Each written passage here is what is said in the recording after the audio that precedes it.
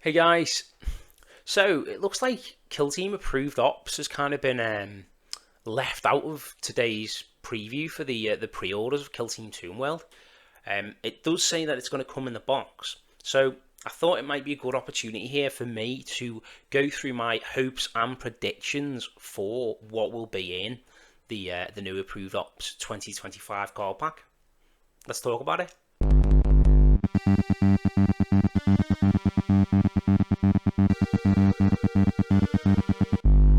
Hey guys, I thought it'd be interesting to break down some of my hopes and predictions for the Kill Team 2025 card pack, as it's so important for the health of the game and the shaking up of the meta and the keeping Kill Team fresh. So let's get into it.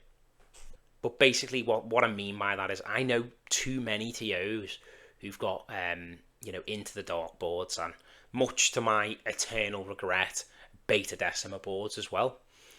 So how the classification of maps, as compared to how the classification of kill teams work, is very important for, I think, the health of kill team tournaments competitively, as well as basically the ease of life for for TOs as well. So too many of these TOs have got too many of these boards for them all just to be ripped out of rotation completely, and I think it's a good sign that the map pack, the approved ops pack itself is going to come with Into the Dark layouts included. I am a little bit disappointed that we didn't get the adoption of community maps. It was a very, very good opportunity for the devs to adopt, maybe some of the WTC style Into the Dark maps. So we had a more varied layout, so we had more varied layout options. So again, first thing I want to see is a light touch on the validity of maps. I'd like to see how that shakes out in general, but I'd also like to see, or I'm also looking forward to seeing whether the adoption of community maps comes up in Beta Decima specifically. For me, if anyone who knows me, all the guys who know me knows I'm always raging about Beta Decima because I'm so salty. But I really like the New England Beta Decima maps. I'm really interested to see how the new map packs for Beta Decima compare to the New England Beta Decima map packs, which are doing the rounds in the tournament scene at the moment. And whether the adoption of community maps in an official guideline, comes to reality. I would have liked to have seen that with Into the Dark, and I'm curious to see whether now Into the Dark is kind of being rotated out, the community might feel like picking up community led maps a little bit more for the older maps, the ones that are going out of classification, to keep them fresh and to keep them balanced. I am also a little bit concerned, shall we say, a little bit worried, maybe interested. I'm interested to see how asymmetric maps are going to be utilised moving forward as well, because we now have a new initiative system which changes the paradigm of how the game is played. So now when we pick sides, we are giving up rerolls for initiative, and we are giving up pluses and minuses to the initiative roll.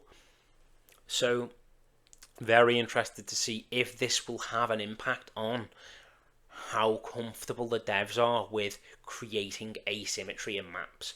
Declan Rhodes, you might get your wish here, mate, because the introduction of initiative mitigation may open the floodgates for a more asymmetric, a more asymmetric paradigm. Do you know what I mean? Because if picking sides now means you're really giving up something that might be a little bit more powerful, the gates might be open for that. We'll see. So, hopes and predictions for Recon. First of all, Recon obviously has had Flank already previewed in the previous preview article that's already out. I feel like it feels a little bit like a successor to Recover Items, And I say that because recover items was a kind of, it was a more difficult to achieve tack op that required you to move into the enemy territory, and I feel like that's kind of what flank is. It's a tack up that requires you to interact with the enemy kill zone, the enemy territory on the kill zone, and move into those certain areas of the map in a certain way. So for me, flank feels like a spiritual successor to recover items. But I've read it out confirm kill here for recon, because I feel like that's kind of the most problematic in its own way, because confirm kill is like, it's always been a bit of a head scratcher in recon. Everyone's always been like, why isn't this in seek and destroy? So I wonder if confirm kill might end up being changed somewhat, or even moved over into seek and destroy in some way as well. Do you know what I mean? I've also Recon's a mad one, really. I think Recon will probably see the most changes as well, because plant beacons is widely considered the safest tack op out of all of them. Obviously, you've just got to move around certain areas of the map, give up some APL economy, and you can plant your beacons and quite reliably get beacons off. So I think if it stays, we'll end up with like a plant banner situation maybe, or like in the previous edition, where there's a bit more of a... I think Recon's going to see the most changes, because plant beacons is obviously very, very reliable and widely considered one of the easiest to score. Confirm kill is, a bit of a head scratcher in terms, like, everyone's always assumed that it should kind of be in seek and destroy. And then recover items, I feel like, has already been spiritually succeeded with the flank tack op. We'll see how it shakes out. Next up, we've got seek and destroy. Now, again, just like recon, we've already had one of the seek and destroy tack ops previewed. So that was dominate, and dominate kind of feels like a hybrid between confirm kill and champion. In that, you've got a champion you're sending out who's going to collect potential points. So it kind of almost feels like the middle ground between Recon's confirm kill and the old seek and destroy champion tack up. And Overrun and Storm both feel correct. The thing about seek and destroy is, I feel like they're kind of hitting the mark already with the spirit of the archetype.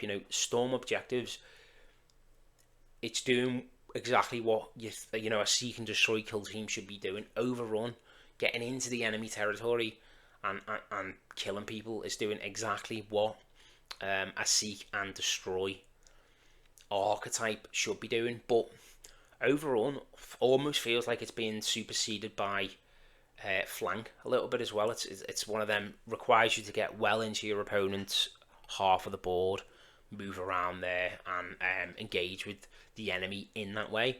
So ultimately, we'll see how seek and destroy shakes out in the end, but certainly feel like dominate is an upgrade to champion, because it gives the enemy player counterplay, and it also has you making some difficult decisions in terms of how and when you're going to get kills with your power pieces, because you can't just run your melter up the board now and blow someone up, because you need your melter to survive so you can score those points in turns 3 and 4. So moving on to the infiltration tack ops.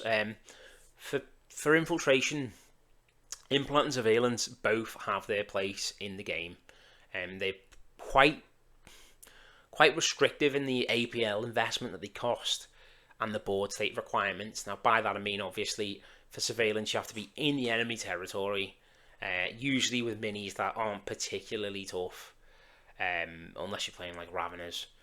But you have to be in the enemy territory before you can surveil an opponent, and then obviously you have to telegraph to your opponent after turning point 2, okay, I'm on Surveil. Here we go. We've also got Implant. So I think both of these, spiritually, I think, or sort of thematically, they're in the right place. Implant, I always think of like a gene stealer, implanting someone with like embryos or something like that when they do it, because I play Brood Brothers, which is cool and thematic. And obviously Surveillance is very like, film noir, following a guy, seeing what they're up to, getting the intel on what they're doing, stuff like that. So thematically, really do make sense. I think maybe there needs to be some clarifications on Implant. Now we've got things like models that can jump on and off the board. Then we need a little bit of clarification or a little bit of change in the wording, at least, on how Implant works. So we've got a more clean through line on how those points are supposed to be scored and how those points interact with those specific elements of the game. Surveillance, when it works, both situationally good. Wiretap, however, like, what is Wiretap? Like, look at all those hoops you've got to jump through. It's just, Wiretap sucks. So ultimately, I think through Infiltration, I'd like to see minor changes to Implant, maybe Surveillance, and I'd like to see Wiretap just completely reimagined. And then we come to Security. So for Security, for me, it feels like the most stable archetype. The board state requirements give really good opportunities for your opponent to read, what you're going to do during deployment. If you've got a load of guys stacked up behind a stronghold, you've almost certainly got take ground, which is good because it gives your opponent the ability or the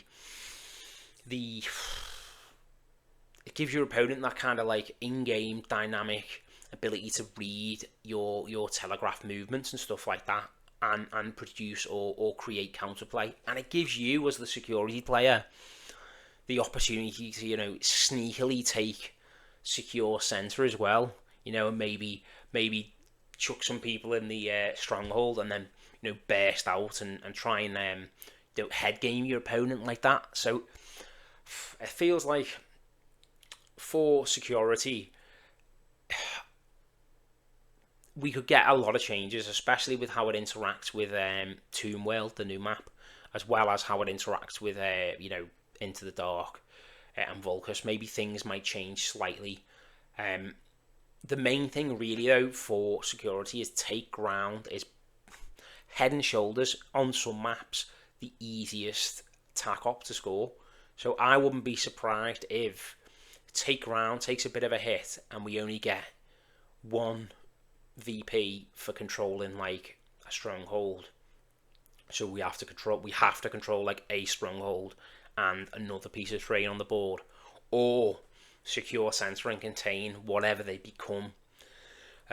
They are basically their secondary points are a little bit easier to score to try and homogenize, the overall difficulty of scoring in the archetype itself. Interested to see where they go with secure center. I think of them all, this one requires the least sort of dramatic change. In terms of the crit op, we've got two very high APL intensity crit ops that have been previewed already in the previous preview article. I guess it is difficult to innovate on how many things a boop can do. You're going to move out and boop something ultimately, aren't you, with a crit op? Making things up for the boop must be, ultimately limiting for the devs. But when I played Reboot, I kind of just felt like secure with more steps. I was playing a Horde team, my opponent was playing a Horde team. However, I do think it'll be hugely restrictive for the new 5-man paradigm. If they've got a heavy intercessor or a Ravener or something like that, that's got to waste its whole activation booping a point. That's going to be it's going to be 1/5 of their team's efficacy sort of drained on that objective.